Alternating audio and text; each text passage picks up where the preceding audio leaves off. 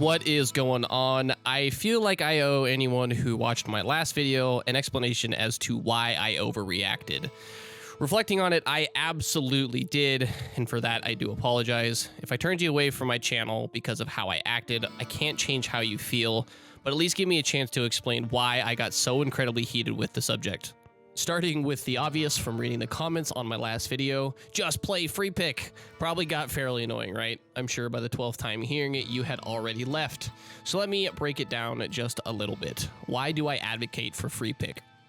Reason 1, it pushes people to be better players, and from my personal experience, making them happier in the process. It's a bad feeling to never feel like you really get any better at anything, and that applies to video games as well. It's not fun being shit on for your build choices by people and then having zero idea on how to really improve on it from that point. To touch very briefly on the difficulty of Ascension, yes, I agree, it's extremely complex, too much so in some cases. I've spoken with newer players before and have been told easily 50 plus times that there's just too much going on and they can't figure it out, leading them to either never starting or giving up very quickly. Reason 2, I say wildcard is a bad teaching tool because it already takes this very complex game and introduces an RNG element that is 100% out of the player's control. If you get 7 skills and abilities, all with different schools of magic and a purpose, I find it hard to believe that a newer player won't be completely overwhelmed with decisions that will lead them to quitting. Slowly working your way through the game, learning and unlearning skills, doing your own discovery of playstyle on your own time would lead to better understanding of how that person wants to interact with the game. Being presented random skills while already trying to cope with the challenges presented to them, I really can't see how this system teaches or helps anyone. Reason 3, with the introduction of the new wildcard system, I feel the element of choice is being taken even further from those who want to play with this system. Just like in Hearthstone, when you're opening packs, you get different rarities. In most scenarios, legendary cards will be better than epic cards, and epic cards will be better than blue cards. By associating a visual cue for these choices, players will start to think, hey, this thing is legendary, it has to be better than the other choices, right? It could lead to an extremely clunky, unintuitive spec in the end, and then they can't figure out why it's not working as well as it should. I could see newer players saying, look man, I took what the game told me was the best and strongest abilities, and now I feel like I can't do anything and people flame me all the time. The wildcard system is meant to be random, but when given the choice, players will in fact take what they believe the game is telling them is the better option. In the end, the choice isn't on the players to what they play, it's what the game is telling them is best to play. And this has been demonstrated many times in the past that in fact you might not always get everything you were hoping for. Reason 4, free pick players more than likely would not want to play with most wildcard characters. It's nothing against the player behind the character. It's more the fact that in free pick, performance is valued more than individuality. With the hardest content being available to non-wildcard characters, I can't see at any point a wildcard character being taken to an ascended raid over a free pick character. It just introduces too many random variables to the equation and would lead to that wildcard player feeling dejected because their true fantasy class isn't being supported by the developers based on their own balance and game design. It would lead to a huge divide in mentality and paint those at the top end to be a bunch of awful people and tryhards. The reality is, at the top end, hundreds and hundreds of real-time hours have been spent on theory crafting builds, farming gold and consumables, and scheduling time away from personal lives of up to 25 to 30 different people.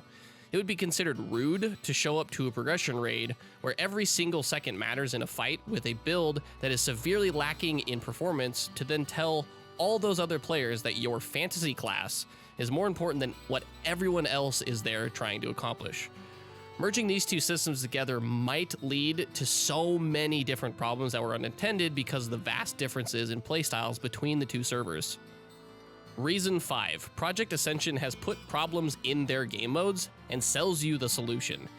In Wildcard, you get random abilities, and when you start, you have an option of using a loaded dice. That is, of course, if you spent real-life money to do so. This item allows a player to eliminate some of the RNG of the supposed wildcard mode, emulating a choice rather than an option. Upon reaching max level, you then want to re-roll all the random stuff you don't need to abilities you want to use, getting closer again to a free pick build. From my experience, I've seen people buy upwards of 500 DP just to sell for gold to fund their characters and help expedite the process of re-rolling abilities they don't want. Why I kept making the point that wildcard is just a more tedious free pick is because you can emulate this playstyle more and more each season, but you have to spend an enormous amount of time and energy to do so, and in some cases, an enormous amount of cash as well. If wildcard was 100% permanent, as in you could never reroll, then I could see the appeal of it more because it would then truly be a completely different game experience rather than just a game setup with as many impedances as possible. In personal communications I've had with many players, they've sent me builds from their Wildhammer characters, which are 85 to 90% of what I would consider a well-tuned free pick build. With the developers stating in their own promotional material, the meta is boring, and given the choice, players will just play Explosive Shot. Makes me personally believe that they don't want to see free pick servers to be a game mode they want to support. I can only attest to those who I play with, but between the 25 to 30 people who raid with us, there is easily 75 to 100 builds we cycle through during progression, all with different reasons behind those builds. I indirectly feel bad for wildcard players who may have started on that server thinking that they'll be able to play as many builds as they desire, but with the system as it is now, there's already too many hurdles to jump through to realistically play 6 to 8 different builds per character. If some of those newer players may have started on a legacy server, then the only things in the way of them truly playing their fantasy class is time. Moving on to one of the other biggest issues with my last video, I subconsciously allowed my own negative experiences over the last 2 years of playing the server come through as anger towards different groups of players, and I sounded extremely tone deaf and disassociated with the community. I agree with anyone who felt that way 100%. I definitely fucked up. I allowed emotions to direct my words rather than thought, and I'm sorry if I offended you with how I acted. It was silly, and I could have done way better at controlling myself. I wanted to at least give anyone who wants a chance to hear things from a less anger-driven voice.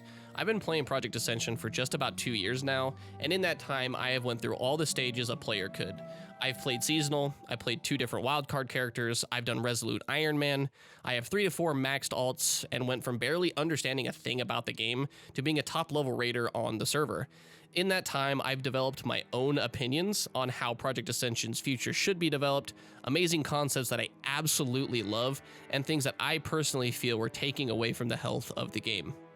The source of 99% of the anger heard in my last video really is a culmination of decisions made by the developers that, to myself and others I associate with, is an attempt to tell us they don't want us to play their game. Too many times in the past they've made changes to random enchants, talents, spells, abilities, raid mechanics, dungeon mechanics that don't really seem as well thought out as they should have been. These changes have led to so many unintended consequences that drove hundreds, if not thousands, of people away from their servers forever. I've been in guilds that have completely dissolved due to builds being changed every other week, bosses being buffed, then nerfed, then rebuffed, and then re-nerfed, resetting rage progressions for them over and over and over again. 30 to 40 people quitting the server over changes that appeared were made for reasons outside of their own control. Most of the times when we bring up decisions we feel as top-end raiders are a bad idea, we receive the same backlash towards us that I was wrongfully expressing towards the player base. We all find it frustrating when things change that we don't agree with, and I didn't react the way I normally do, with critical feedback rather than explosive emotion. Am I saying no one should voice their opinions about problems to the developers? Well, with how I acted in my last video, I would be extremely hypocritical if I did. Upon second thought, the merge of the servers might honestly help with the levels of anger expressed in my last video. For the last year, it seems that so many changes were being done because there was a separation of the 2 servers, and after thinking out more, the frustrations I have had with the state of the game might be solved now that they're not trying to balance 2 separate servers. I made an uninformed, hasty decision and have to allow the systems to play out before commenting on them further. The last point I wanted to touch on before closing this video, my opinions on the way others play the same game I love and call home was extremely close-minded and arrogant. Just because I don't like something doesn't mean others don't, and I never wanted to come across like I looked down upon those who play differently than myself.